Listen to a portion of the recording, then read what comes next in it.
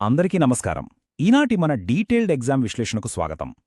ఈరోజు మనం మే 3, 2026న ముగిసిన హెచ్పీసీఎల్ జూనియర్ ఇంజనీర్ ఎలక్ట్రికల్ పరీక్షను అణువణువు డీకోడ్ చేయబోతున్నాం.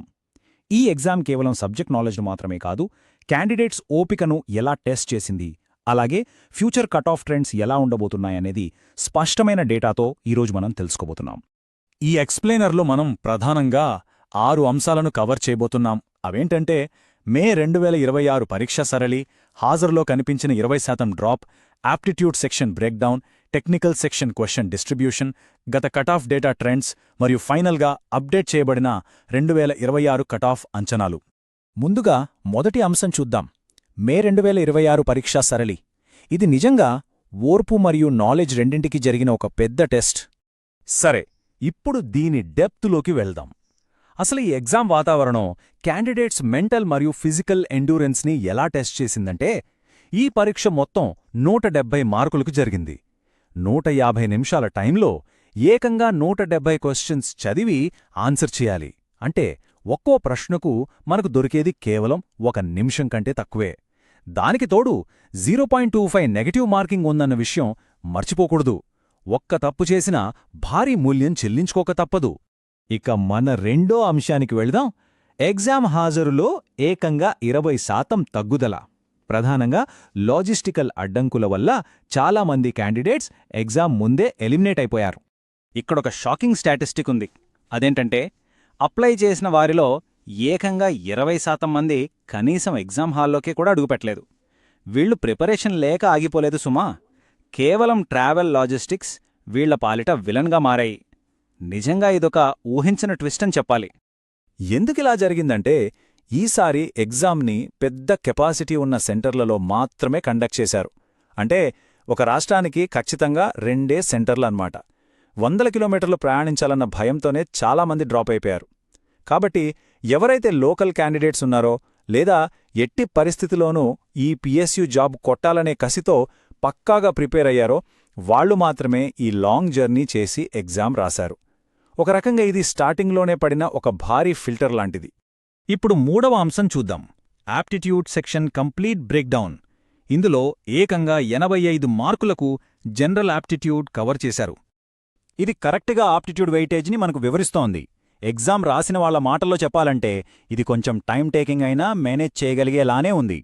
రీజనింగ్ పార్ట్ ఏకంగా 42 మార్కులు కవర్ చేయగా, క్వాంటిటేటివ్ యాప్టిట్యూడ్ 27 మార్కులకు, ఇంగ్లీష్ లాంగ్వేజ్ కేవలం 17 మార్కులకు పరిమితమయ్యాయి. అంటే ఎవరికైతే ఈ పజిల్స్, కోడింగ్, డీకోడింగ్ లాంటి రీజనింగ్ కాన్సెప్ట్స్ మీద మంచి పట్టుందో వాళ్ళు ఈ సెక్షన్లో సునాయాసంగా మంచి స్కోర్ లాగేశారు. ఇక అసలు సిసలైన 4వ అంశం, టెక్నికల్ విభాగంలో ప్రశ్నల పంపిణీ. ఇదే మన core electrical engineering paper. Final సెలక్షన్ని డిసైడ్ చేసే అత్యంత క్రూషియల్ సెక్షన్ ఇదేనండి.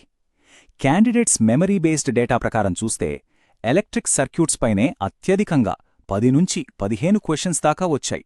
ఆ తర్వాత ఎలక్ట్రికల్ మెషీన్స్, ట్రాన్స్ఫార్మర్స్ కలుపుకుంటే మరో 11 నుండి 13 ప్రశ్నలు అడిగారు. ఇక power electronics, transmissions, digital electronics వంటి వాటితో పాటు basic Ohm's law, current divider rules పైన కూడా చాలా డైరెక్ట్ క్వశ్చన్స్ రావడం జరిగింది. ఈ ఎగ్జామ్ మొత్తానికి సంబంధించి మేజర్ టేకవే ఏంటంటే, 2026 పేపర్ కఠినతను అందరూ ఈజీ నుండి మోడరేట్గానే డిసైడ్ చేశారు. 2025లో మనం చూసిన ఆ టఫ్ న్యూమరికల్ బేస్డ్ టెక్నికల్ పేపర్లతో కంపేర్ చేస్తే ఈ పేపర్ చాలా డైరెక్ట్గా బేసిక్ కాన్సెప్ట్స్ మీదే బేస్ అయ్యుంది. మరి ఫ్యాక్టర్ ఎగ్జామ్ రిజల్ట్స్ పైన ఎలాంటి ఇంపాక్ట్ చూపిస్తుందో ఈజీగానే అర్థం చేసుకోవచ్చు. నెక్స్ట్ 5వ అంశానికి వద్దాం. మునుపటి కట్ ఆఫ్ డేటా ట్రెండ్స్. గత 4 ఏళ్లలో ఈ కాంపిటీషన్ ఎలా పెరిగిందో మనం చూడాలి. ఈ డేటా చూస్తే నిజంగా ఎవరైనా ఆశ్చర్యపోవాల్సిందే. ఎందుకంటే ఒక ఈజీ టు మోడరేట్ పేపర్ వస్తే ఫైనల్ రిజల్ట్స్ ఎలా మారుతాయో ఈ పాస్ట్ డేటానే మనకు చెప్తుంది. 2022లో అన్రిజర్వ్డ్ కట్ ఆఫ్ 97 దగ్గర ఉంటే 2023కి అది 104, 2025 మార్చికి 109కి, ఫైనల్గా 2025 ఆగస్ట్ నాటికి ఏకంగా 113కి చేరింది. కేవలం 3-4 గ్యాప్లో కటాఫ్ ఏకంగా 16 మార్కులు పెరిగిందంటే కాంపిటీషన్ రేంజ్ ఏ లెవెల్లో ఉందో మీరే అర్థం చేసుకోండి. ఇక్కడే మనం ఒక ఇంట్రెస్టింగ్ పాయింట్ మాట్లాడుకోవాలి. దాన్ని వేకెన్సీ పారాడాక్స్ అంటాం. జనరల్గా పోస్టులు పెరిగితే కటాఫ్ తగ్గాలి కదా. కానీ 2025 ఆగస్టులో ఏమైంది? మార్చి సైకిల్తో కంపేర్ చేస్తే ఏకంగా 72% ఎక్కువ జూనియర్ ఎగ్జిక్యూటివ్ పోస్టులొచ్చాయి. అయినా సరే కట్ ఆఫ్ ఏకంగా 4 మార్కులు పెరిగింది. ఎందుకంటే ఖాళీల కంటే స్పీడ్గా అప్లై చేసే అభ్యర్థుల సంఖ్య రికార్డ్ స్థాయిలో పెరిగిపోయింది మరి.